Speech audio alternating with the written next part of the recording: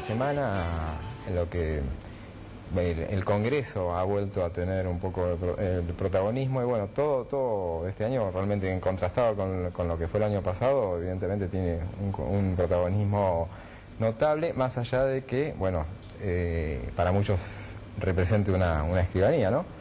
Y bueno, y ahora se perfila como la primera batalla que se va a dar respecto de la designación de... En el Senado. Claro, en el Senado con el Procurador General, un cargo que, bueno, la gente se ha enterado que existe ahora, el común de la gente, ¿no? Sí. Pero bueno, a nosotros en principio los números no nos dan como para que se pueda llegar a aprobar. Pero ustedes en el parlamentario llevan un récord de la posición de cada senador, ¿no? Claro. La impresión mía es que yo veo difícil que, si bien los votos no alcanzan, en ámbito financiero dijo que faltaban 5 votos a mediados de semana, eso ustedes lo siguen más día a día y pueden haber cambiado, pero a mí me parece difícil que la oposición deje el cargo vacante, ¿no? Por varias razones. Primero, pues es un cargo más bien técnico.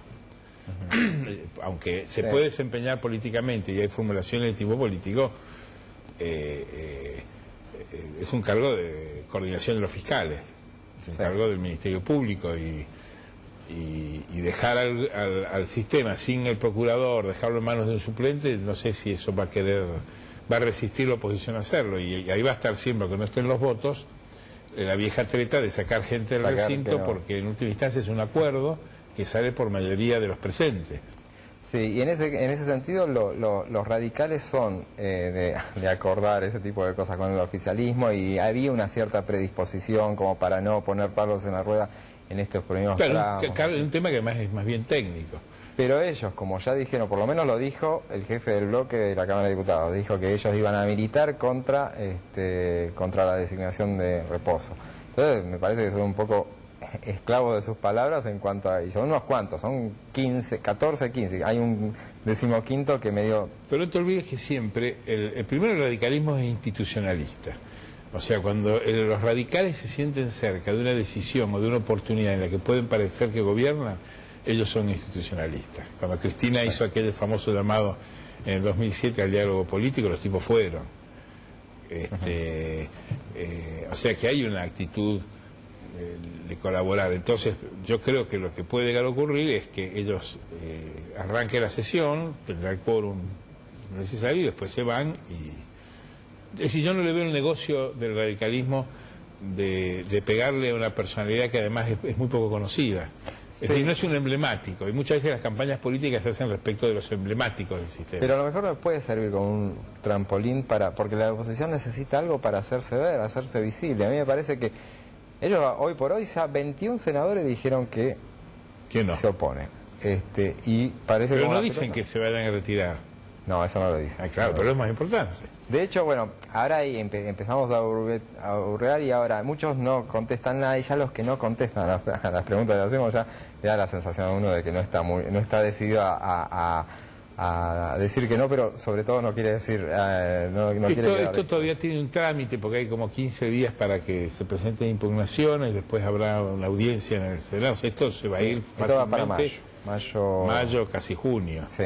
Entonces yo creo que va a rodar mucho el tiempo hasta ver si para ellos es un blanco o no lo es. Porque además dejarlo de suplente como fiscal junto a González Valcarde, que es un hombre acá, la oposición lo tiene por un peronista ortodoxo, que seguramente no le debe gustar mucho al gobierno ni a la oposición, en una de esas tampoco quieren hacerlo. Pero hay un detalle que vos lo has visto en la prensa, pero creo que no se le ha dado el relieve suficiente, que es el pasado radical de Reposo.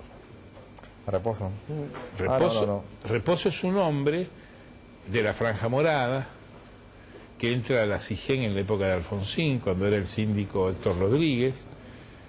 Hace una carrera en la CIGEN, bastante, según los que la cuentan, bastante prolija, entra por abajo y sube, no entra a categoría 24, no, 38, 22, no sé, entra por la puerta. Es un especialista en auditorías bancarias por la CIGEN, o sea, va como auditor o como síndico a bancos del Estado. Y tiene una militancia con Pedro Calvo en la capital. O sea, de joven era un activo dirigente radical. Inclusive en su pueblo, en Verónica, ha tenido participación electoral dentro del radicalismo. Yo pienso, a mí me gusta ponerle un poco alguna pincelada colorida a estas historias. Yo creo que en una de esas invocar su radicalismo de origen para que algún radical del Senado le dé, por lo menos no digo el voto, pero le dé la ausencia para que salga, puede funcionar.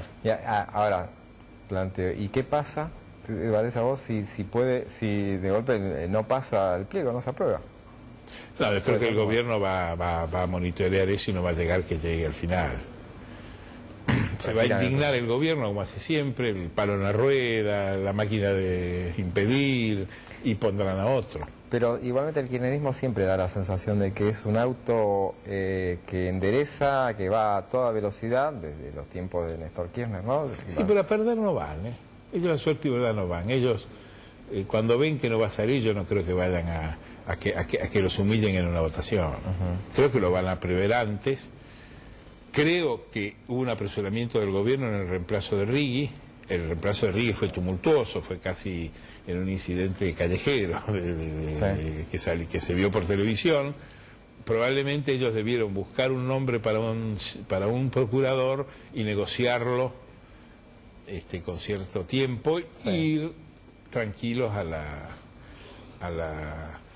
votación, porque es un cargo técnico y que aunque está politizada la historia, termina siendo un cargo técnico. En el caso del Banco Central, pues fíjate que ellos han insistido y al final han quedado en comisión los directores, inclusive Marco del Pon sigue estando en comisión. O sea, ellos ahí sí han ido al choque, pero en este caso yo creo que en una de esas, si los radicales se retiran, Reposo recuerda, despierta la evocación radical. Además los radicales tienen una condición que no tienen los peronistas.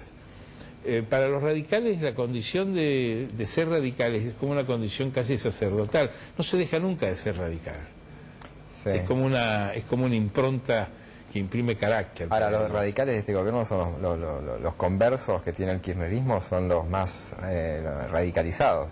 Pero siguen siendo radicales. ¿A quién te referís vos? Y por ejemplo, López, Gustavo López. Sigue siendo radical, anda con una banda radical. Sí, bueno, pero... Miguel Pese igual. Bueno, trabajan para el gobierno, pero ellos funcionan como radicales. Pero son kirchneristas, o sea, profesan su militancia, o sea, sabiéndose de ajenos. Sí, pero no canta la marcha peronista.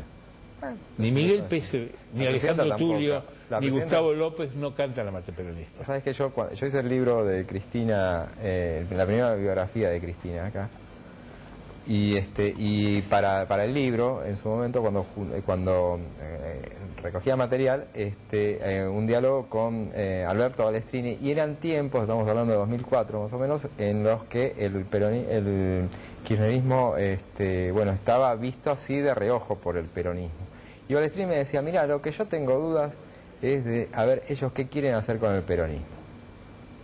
Y él me decía que recordaba, evocaba el momento en el cual el cierre de campaña en el Mercado Central con Néstor Kirchner, donde él se descompuso antes del acto, que no pudo participar, pero antes de que llegara Néstor Kirchner, le dijeron, muchachos, no se nombra Perón, no se canta la marcha peronista. Bueno, pero ese es un expediente electoral siempre del peronismo. El peronismo, cuando busca los votos, tiene que hacer que la gente no los vea como peronistas. Sí. Porque en la Argentina hay más no peronistas que peronistas, sí, que cuando se juntan le ganan a los peronistas. Entonces cantar la marcha y exhibirlo a Perón es marginar a todos los sectores aliados que se le acercan en los transversales, de la izquierda, o los transversales que vienen del radicalismo. Lo último que quieren es que les canten la marcha en la cara.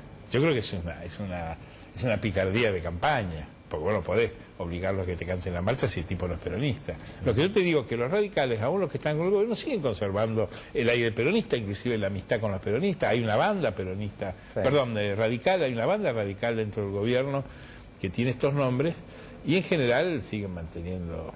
Pero vos tenés tus dudas sobre el procurador. No, porque en principio los números no dan, pero tengo mis dudas de que realmente vaya a perder. O sea, no veo yo tampoco una 125. Sí, yo creo que el gobierno, inclusive cuando vea que el nombre no funciona o que no logran... Además, vos tenés la información como la tengo yo. El gobierno está dispuesto a darle lo que sea a los senadores para que les salga. Y este es un momento en el que las provincias están hiper necesitadas del poder central. Pero están también hiper enojadas, ¿eh? Yo creo que una consecuencia que tampoco se ha contado bien en estas horas sobre el tema de YPF y la relación con el gobierno, es que el gobierno está chocando con la oposición de los gobernadores de las provincias petroleras para que esto se haga. Se haga de la manera en que se está haciendo. ¿Le parece que están disgustados con ese proyecto de ley supuesto que estaba circulando o se lo No, el tema de Repsol y YPF, yo no soy periodista ni soy experto ni en petróleo ni en economía y no voy a entrar en esto que es un negocio, son negocios, en última instancia son disputas por cobro de pesos. Sí. Pero hay un cuadro político grande que no empezó ahora, sino que viene hace muchos años, que es la nación contra las provincias para quedarse con los recursos petroleros. Claro. Néstor Kirchner siempre pensó que lo peor que había ocurrido en la Convención del 94 que reformó la Constitución fue ratificar la posesión de los recursos petroleros para las provincias. Porque la idea de Kirchner en su momento, como ha sido la idea de los gobiernos nacionales, es que el petróleo termine en manos en un negocio que está en manos de gobernadores y proveedores privados, y que hay arreglos y hay consensos que a veces creen que son espurios, que hay cosas que corren por debajo y no se ven, pero que en realidad la nación pierde la posesión del recurso. Vos fíjate que en la época de la Rúa, no pensés en Kirchner, de la Rúa, hace el acuerdo Sovich con YPF, un mega acuerdo, y Machiné manoteó $300 millones de ese acuerdo.